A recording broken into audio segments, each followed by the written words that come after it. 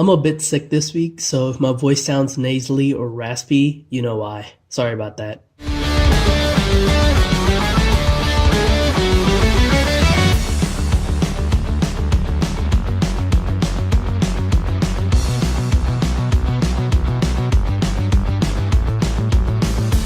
Yes, ladies and gentlemen, episode 117 of the Sun and Moon anime titled Shaymin, Meltan, and Sandy, The Lost Explorers just dropped, and we are finally here at Mallie City. Like the title says in this episode, Shaymin, Meltan, and Sandy get lost. Well, how does it happen? Let's find out.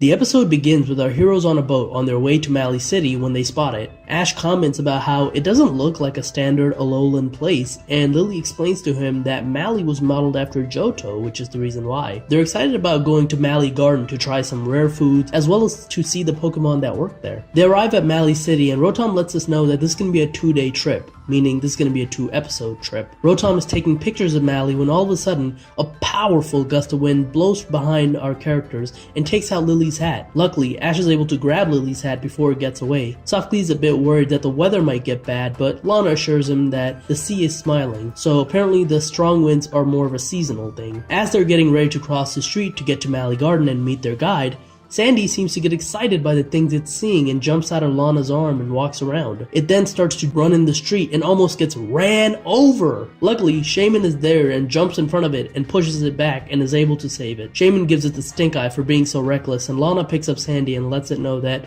it's dangerous to cross the street like that, and thanks Shaymin. Lily mentions how attentive Shaymin was, and Mallow says that it's probably because of Serena. When she's so busy in the restaurant, it's Serena that looks after Shaymin. Ash asks where Serena is today, and she says that it's back at the restaurant helping her father. They cross the street and are waiting for their guide when they hear someone saying that he's already been here this whole time. Pikachu turns around and screams, which in turn causes Ash and the others to turn around and scream as well. They're shocked. It's a ninja! And Lana and Ash in particular are in awe of this ninja. He looks like a mix between Rock Lee, Ninja Hitori, and Naruto. He even has the Naruto tick of saying "Tateo" after every sentence. He introduces himself as Anahaki and tells them that if they want to go to Mallie Garden, they should first get a change of clothes, and heads to the Pokemon Center. In the Pokemon Center, not only is Nurse Joy dressed up, but the center itself has a very traditional Japanese look to it. It actually looks pretty awesome. She tells them that she has some clothes ready and they should go change. The girls change into what I believe are kimonos, and the guys are wearing what I assume is the male equivalent of them. I apologize, I'm not too familiar with Japanese culture. To celebrate, they all gather together and take a picture before heading out to Mallie Garden. They're all outside the observatory and are in awe of Mallie Garden. Kiawe, Ash, and Softgleeze are also using a telescope to look to see all the cool things that are happening down at the garden, like Pokemon carrying people around, Pokemon serving people, and then Sandy once again jumps out of Lana's arm. It heads inside and we see a group of Eevee in costume. They actually look awesome and the girls are in awe, but Meltan just sees the medal that the Eevees are wearing and starts to go after them. But its little body is too slow to keep up with them, so Sandy picks it up and starts to tackle all the Eevees, which causes Lana to yell it to stop. The ninja then tells our heroes that this is where he's going to leave them for now and disappears using a smoke bomb. Really, he just jumped down to the floor below. Our heroes then decide to go explore Mallie Garden. They do all kind of things here. Sightsee, ride the carriages, and even eat the famous Mallie ice cream. Usually the city in the game and a city in the anime are completely different, but this one is really similar, so I appreciate that. Afterwards, they're all heading to a place to eat when Softly says they've got to try something in Mallie. Somewhere else in Mallie Garden, Team Rocket are trying to sell their donuts, but they can't get them to sell because their food doesn't match the vibe of Mallie. Case in point, their direct competition. It's a shop that sells Octanyaki. Meowth and Wobbuffet salivate when they talk about how good this thing must taste. Ash then goes up to the shop and gets 10 of them, which makes Team Rocket notice that not only Ash, but the rest of the gang are here. Our heroes are all eating and enjoying the food when for the first time so far, Team Rocket noticed the Shaymin and talk about how it's a mythical Pokemon.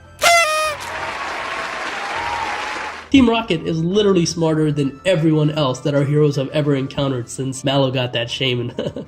They talk about how they want to get it because it's a rare Pokemon. Our heroes are full from eating and are trying to decide where to go next when all of a sudden the wind blows and this time knocks away Mallow's hairpiece. Shaymin notices it and starts going after it, and following it is Sandy and Meltan, who's still on Sandy's back. Mallow notices her hairpiece missing, and then shortly after, Ash notices all the Pokemon missing and they start freaking out. Ash sends out his Lycanroc to search, and they all split up to find the Pokemon. Team Rocket see this as their perfect opportunity to get all 3 Pokemon. Even their truck looks evil. Who's that Pokemon? It's Shaymin! Shaymin is still chasing the hair ornament when it spots it. However, just before it can grab it, the wind picks it up again and sends it flying. This time to a higher place where it just can't reach it. It tries to use its surrounding to go grab it, but it can't. Aw. Poor Shaymin. Lily and Lana are in the Pokemon Center to let Nurse Joy know what happened, and she tells them not to worry and announces through the PA that these Pokemon are missing. She's lucky that no one seems to know what a Shaymin is, otherwise every man, woman, and child would be going after it. We see Sandy and Meltan asking around to the other Pokemon working there to try to figure out where Shaymin is. They even ask the golden Swablu, which is really just a statue. Eventually, Sandy gets close to where Shaymin is and starts sniffing it out and starts heading towards this direction. The rest of our heroes are also trying to find our Pokemon. Shaymin is still trying to get the hair piece when Sandy and Meltan catch up. I don't know if other people caught this, but did you see the silhouette they made before Shaymin turned around? I'm pretty sure, or at least I hope, it's some sort of foreshadowing of Meltan evolving. Anyway, Shaymin shows Sandy the hairpiece and Sandy decides it's gonna help it. They team up with Shaymin and Sandy's back and Shaymin's able to grab the hairpiece, but now it's just hanging there. When the hairpiece snaps, Shaymin's sent flying down to the floor, but it's luckily saved by Meltan. I'm actually impressed at how flexible that thing is. I didn't think it could do that. After Shaymin puts the hair ornament on, the 3 Pokemon are just talking to each other when all of a sudden they get captured. It's Team Rocket. I actually laughed because Jessie started her motto by mocking the 3 Pokemon, and for some reason I find that hilarious. That would be like me capturing 3 animals and going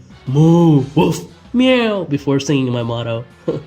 Anyways, Eevee tries to tackle the cage, but it just hits his head instead. When Team Rocket are talking about how they can't break the cage, Meltan starts to eat away at the metal and creates a hole for them to escape with. They're trying to run away, but Jessie and James surround them by sending out their Mimikyu and Marini. Meltan and Eevee then get ready to fight. Eevee goes for a headbutt, but Marini uses Sludge Bomb on it, and Eevee gets hit and gets poisoned. Then, Meltan uses Flash Cannon on Mimikyu, but Mimikyu dodges them. And Shaymin cries out when all of a sudden Mallow spots it. She also spots Team Rocket and asks what they're doing. They say that they're just capturing these Pokemon, and Jessie dares Mallow to land a hit on her when all of a sudden Jessie gets drop-kicked in the face by Ash with Lycanroc. They get ready to fight, and Ash then has Meltan use Headbutt on Marini, who uses Sludge Bomb. But since Steel resists poison, it doesn't do any damage and Meltan is able to hit it clean. On top of that, Shaymin uses Aromatherapy on Eevee to get rid of the poison, and then Lana has Eevee use Double Edge and KO the Marini. Jessie wants to use the Mimikyu, but it's gone. She turns around and it's walking away, and she has to yell at it that the Pikachu is here for it to get motivated. Mimikyu and Pikachu start going at it when all of a sudden, a Beware-sized kite appears in front of them with the Stuffle underneath, meaning Beware is behind them. It grabs them and ties them to the kite,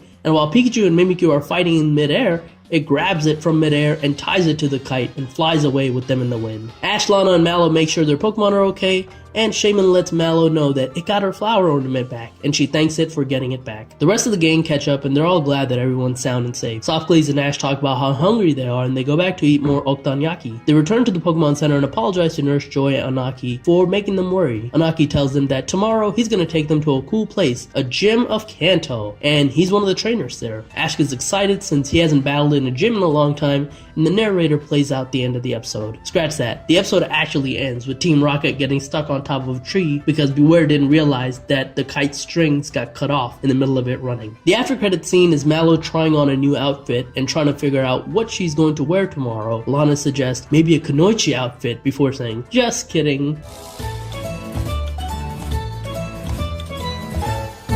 I actually like this episode. Plot-wise, nothing much really happens here. It was your standard Team Rocket trying to capture Pokemon episode, but I liked it because it gave personality to Shaymin, who desperately needed it. For a while, I've been telling people, if you look at Shaymin during the scenes when there's dialogue happening, it always looks so sad and miserable. The only time it really got to show off some personality was 2 episodes ago when it got to sneeze and prance around a bit. But this episode, we learned that it's a loyal Pokemon, timid, but still tries its best. It's a great perfect fit for Mallow. One thing I noticed when watching is that Eevee and Shaymin get separated at first, right?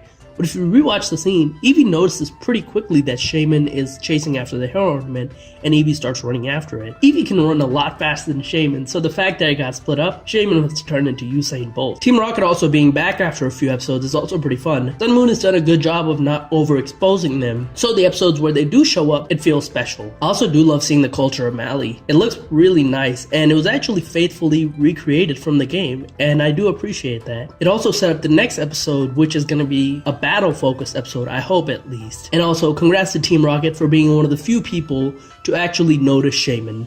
You're smarter than the rest of Alola. Overall, a fun filler episode, but one you can skip if you want. Next episode seems to be focused on the Mallie gym battle. The first half, I assume, are challenges that our heroes are going to have to do to get to the top of the gym floor, like using a shuriken. Lana already seems to be deadly with them. And the second half is probably the battle against Ryuki. This looks fun, so I can't wait. But anyways, that's it for my Pokemon Sun and Moon episode 117 review. My voice is going out, so I don't want to say too much. Thank you for watching. If you like this video, like, share, subscribe. You can watch my other Sun and Moon videos. If you click the card to the left, you can follow me on Twitter at TheRealPDGaming, and I will talk to you guys later. Peace.